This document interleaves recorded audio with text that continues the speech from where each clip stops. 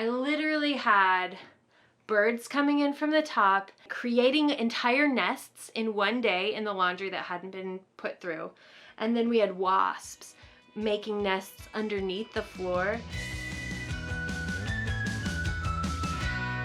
Hey y'all, it's Bo with Better Together Life and the Shed to House Facebook group. We are a full-time family that has found a way to quit the rat race and return to the land. And one of the biggest things that allowed us to do that was we converted a 16 by 48 shed into our full-time home. And then we have a 14 by 24 shed that we have converted into our studio, office slash guest house. One of the ways that we were able to make our main house work with 4 kids and now my pregnant wife. So Callie. Yes. Why'd you get so dressed up to milk this morning? It's kind of like when you go to get dressed and you realize you don't have any clean underwear. I didn't have any clean hoodies. I look more like a hungover college student. I got pregnant. We have these 2 back and front porches that are quite large. The back porch is 10 by 48. The front porch is 12 by 48.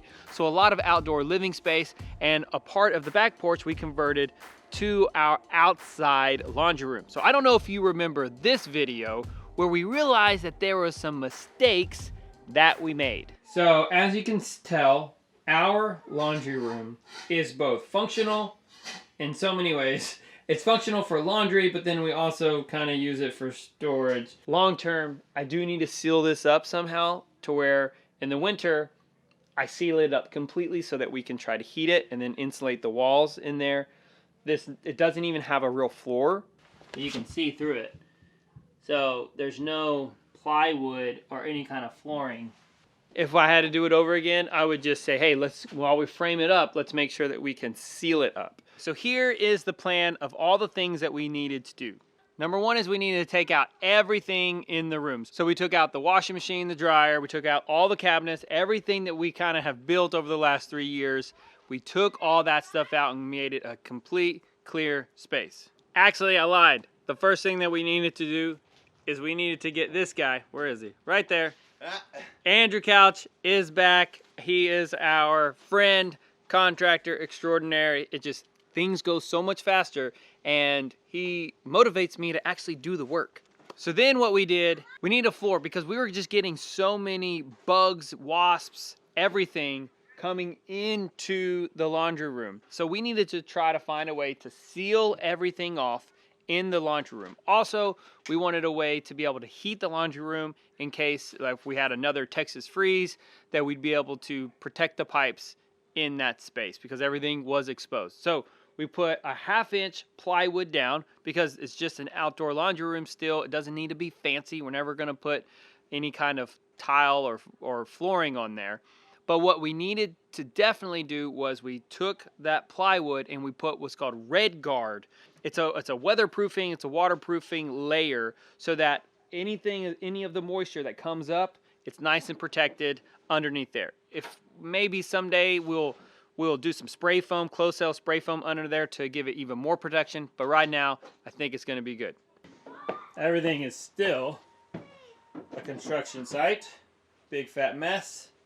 Then what we needed to do is to put up the bead board. And little T's, we added, finally, a window. There it fell! Woohoo! You got it! I'm here to help.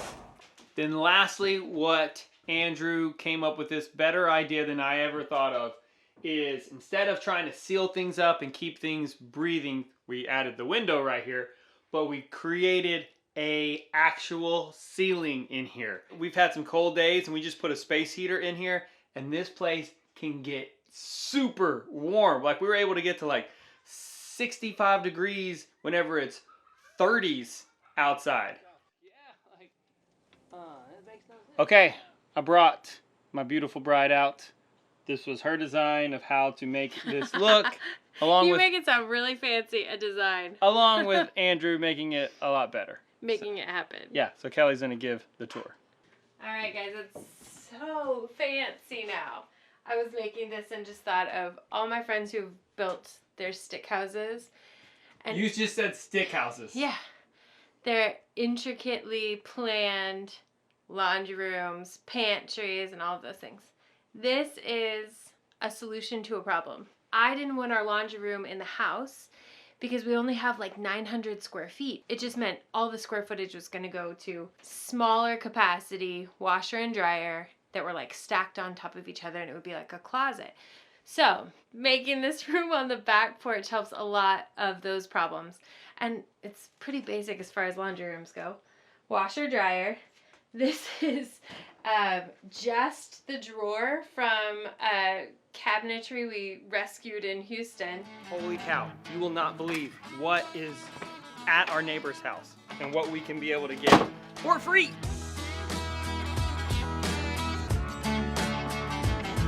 Look at this one. It looks pretty clean. And then leftover tabletop from our leaf in the house. But it made all the difference because we took out the cabinets that went along with this drawer, and they were just housing two odd-shaped cabinets with just like odds and ends. And now we put up, these could get finished if we want to, but it really wouldn't be Brotherton work if we did it more than 80%. So this room is 80% complete. The shelves have just like all of our laundry stuff, but eventually we'll put in some other things that we just didn't want to store inside. More storage in the cabinet. And then we didn't have any extra shelving, so we just put one long shelf across, and you can see this is just scrap wood. This is wood that we've collected from different projects over the last 3 years that made it easy. But I think the real big difference that changes what this room acts like and feels like is putting in a window. So this was all closed in before, and the window was the cheap solution to needing to vent this room, because washers, dryers, anything in a small room is going to make a lot of moisture, and then you have mold and other issues, and we just didn't want them. So we're just leaving this open for now, and it's working because it's cool. Bo insists that we're going to need a fan during the summer. I don't know that we will, but the window is working great for the last 4 days of having this project complete, and I probably have the most exciting part right here. So the floor is just a deck underneath, and then we put plywood with like a red guard paint on it to help protect it from water, and then a white paint on top of it, and we'll put like a rug in here and make it a little bit more comfy. But the laundry room is like complete. We closed in the ceiling, and the reason is up from the floor and over the ceiling, I literally had birds coming in from the top, creating entire nests in one day in the laundry that hadn't been put through.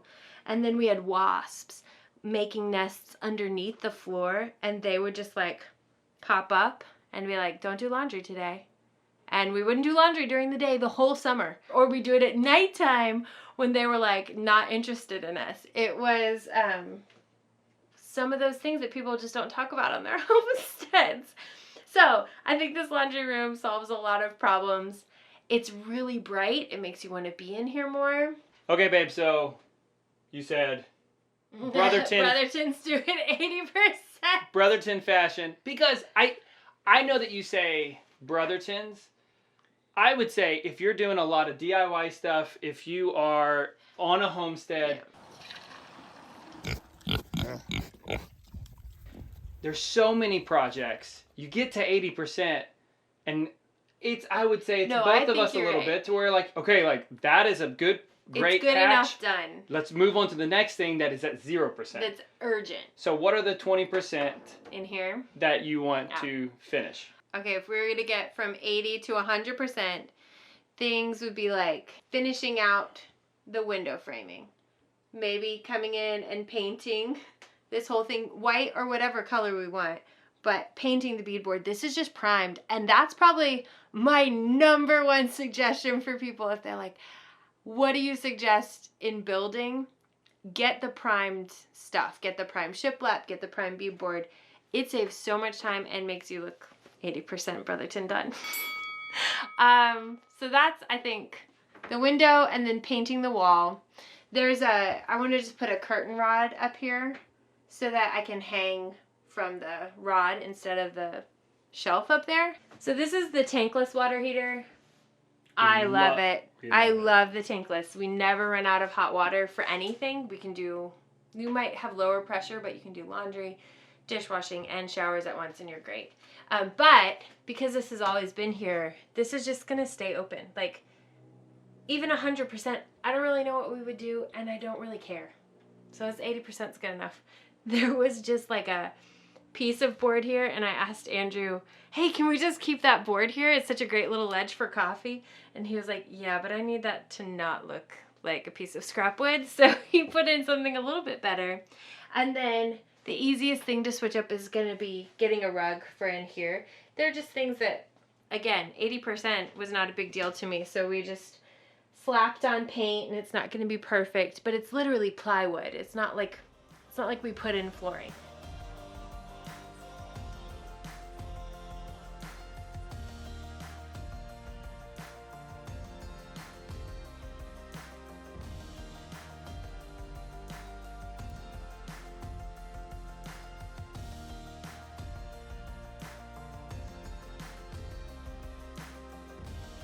So are you 80% happy? I'm 150% happy. You kind of love it? You have it easy. Like, if you... I do have it easy. If you have a wife so who is easy. 150% happy with 80% of a project, we win. When are we cleaning all this stuff now? Yep.